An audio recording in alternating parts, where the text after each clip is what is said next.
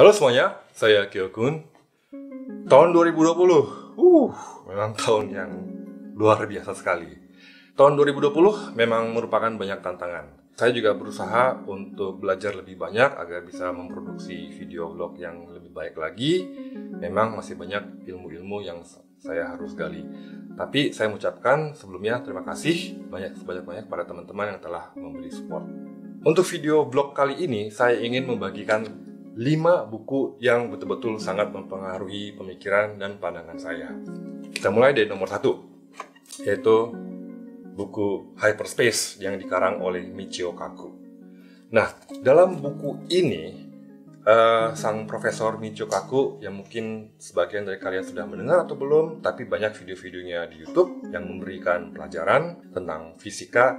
Dia membeberkan tentang teori-teori fisika yang mungkin lagi berkembang sekarang, mulai dari quantum mechanics, teori relativity Einstein ke depannya, black hole, wormhole, warp speed, dimensi lebih tinggi, dan mungkin parallel universe, dan sampai ke time travel juga. Sangat menarik sekali dibahas oleh buku ini. Yang kedua adalah Freakonomics, Think Like a Freak.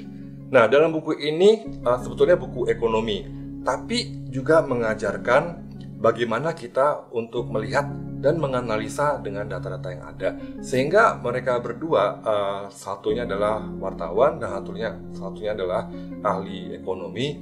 Mereka berdua bekerja sama untuk melihat segala sesuatu dari perspektif yang berbeda dengan menganalisa dan membaca data-data yang sudah ada. Banyak kesimpulan-kesimpulan yang sangat menarik, sehingga rahasia-rahasia dari case study yang sudah ada ini dibeberkan melihat segala sesuatu dari perspektif yang baru.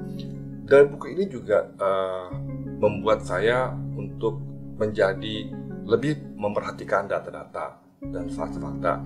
Sehingga saya sendiri juga berusaha mencoba dan belajar teknik analisis berdasarkan dari mereka ini, dan juga cukup membantu untuk melihat segala sesuatu hal yang baru, bukan hal yang baru sih, tapi lebih dari perspektif yang baru, thinking outside of the box gitu, basically. Keren banget. Selain itu, yang ketiga adalah buku ini, God, A Human History. Buku ini sebetulnya juga memberi perspektif yang baru kepada saya. Karena pengarangnya ini, Reza Aslan, dia mencoba untuk melihat bagaimana perkembangan sejarah agama dari perspektif sejarah manusia. Dimulai dari nenek moyang kita dari zaman dulu, bagaimana mereka mencoba untuk mengerti segala satu dari sisi spiritual, dan juga bagaimana agama sendiri itu berubah gitu, yang mulai dari zaman dulu mungkin animisme, dinamisme, terus berkembang. Dan ini sangat menarik sekali karena bukan hanya saya pikir kita juga perlu untuk mendapatkan perspektif yang baru gitu, melihat bagaimana perubahan spiritual, evolusi manusia itu sendiri gitu dari sisi sejarah. Dan ini saya sangat rekomendasi sekali. Saya suka film, dan salah satu film yang menurut saya sangat mempengaruhi adalah film ini, Blade Runner, yang didirektorkan oleh Ridley Scott.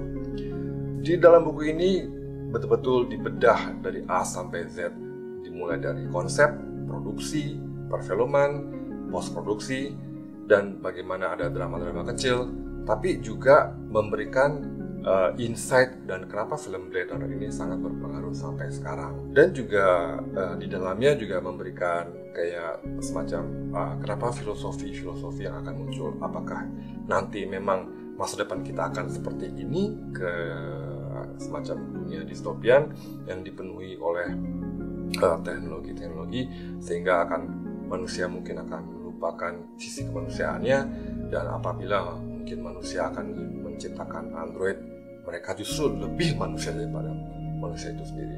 Sangat menarik, dan saya sangat rekomen nonton Blade Runner. Oke. Tapi nggak hanya buku-buku serius, saya juga suka buku-buku komik. Dan dari semua buku-buku yang saya bedah, yang mungkin saya baca, manga, DC, dan Marvel dan komik-komik lainnya, saya pikir ini adalah buku favorit saya. Dari sini, Batman Nightfall. Christopher Nolan bikin film trilogi Batman yang terakhir ini berdasarkan dari cerita ini. Bagaimana Batman dia kalah oleh Bane sehingga punggungnya dipatahkan itu, tapi semangat Batman, Bruce Wayne dan Batman itu bagaimana dia bisa mencoba untuk kembali lagi menjadi Batman dan merebut kota Gotham dari tangan Batman. Keren. Saya berterima kasih sekali.